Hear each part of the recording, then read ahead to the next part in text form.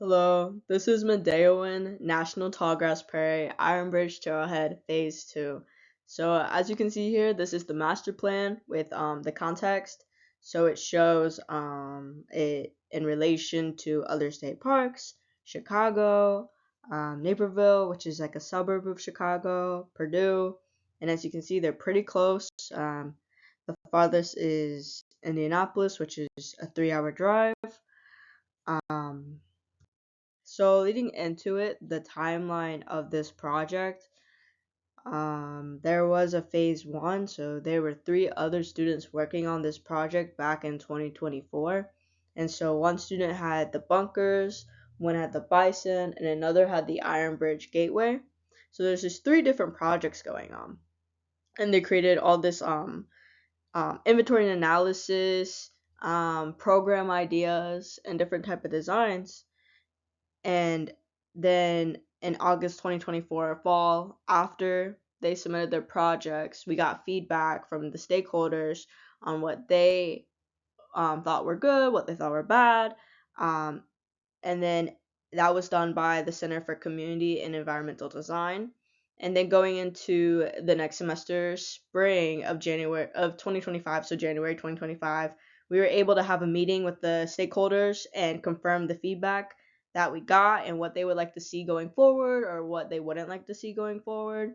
Then in spring 2025, we had our a design check-in, so it was really good because we got to see what they would like to see, kind of get more info on what they didn't want. So it was more of like protecting the prairie, preserving the Osage trees, and so it was really good and kind of some good feedback. Then in um, to finish up phase two, we're doing work with Rock Solid Trail. So we had a meeting with them to see kind of what their page, like what they're working on right now, because right now they are doing the current trails master plan for Medellin as a whole. So it's kind of good to talk about my project with them. And then going over it, Medellin is focused on reconnecting people with the prairie, recreation opportunities, and remembrance, so such as access to these old farmsteads, these archaeological sites, the bunkers, the prairie, and interweaving people with that. So the process of this was looking at these three different master plans, um, and then looking at their programming and where they have it, using the feedback that we got from the one of the meetings, and then taking that and laying it out. So this is kind of the start of it. This was the trails and how people are moving through the site. And so looking at it, you can see that the trails together, some of them like align, but they don't really go together. So then we went in and took some certain stuff from that because sometimes they want to preserve certain original trails. And so trying to like preserve that, but also doing our own work and bringing these trails together into a comprehensive master plan.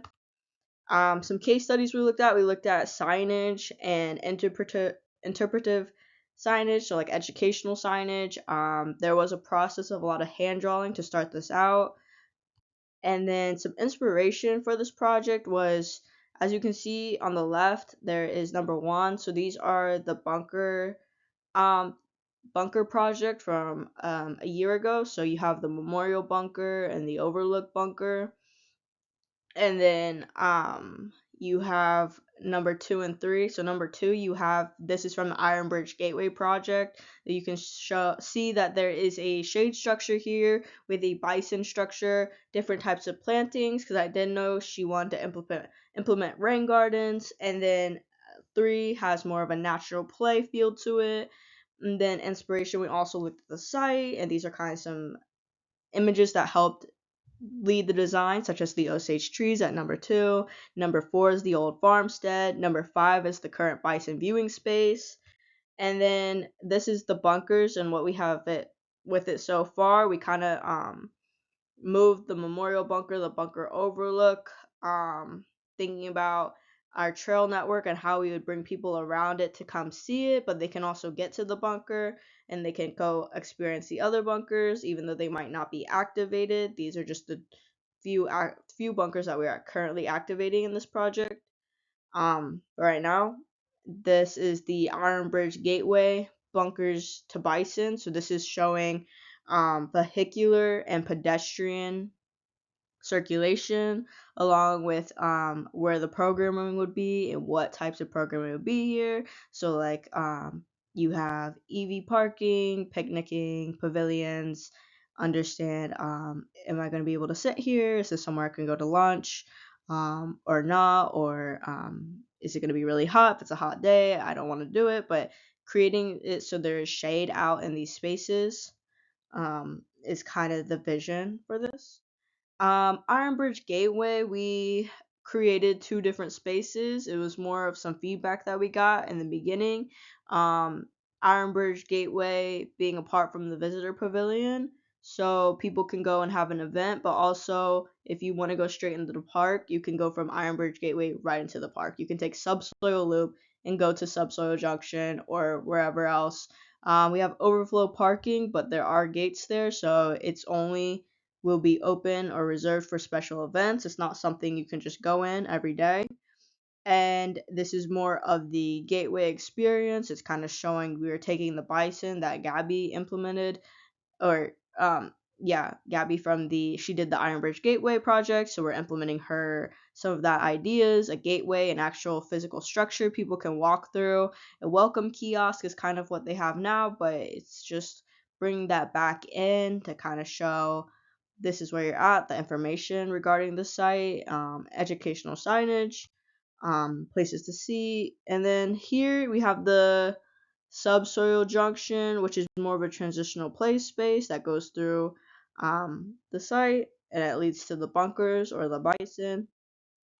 This is more showing how before you go into subsoil junction, you'd have the entry signage and some educational signage of like where you're going, places to sit, since would be with the Osage trees. And I feel like this is very much a focused area that I feel like they have a lot of care for this space. So just bringing this to the forefront, the focus.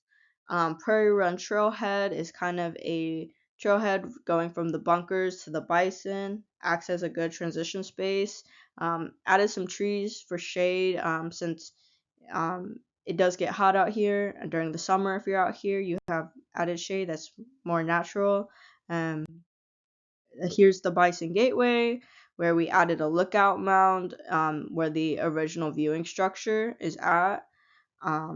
So what that would look like is more of just a mound that people can go view the bison from, and that would lead out to the Bison Tunnel, which is part of Legacy Way.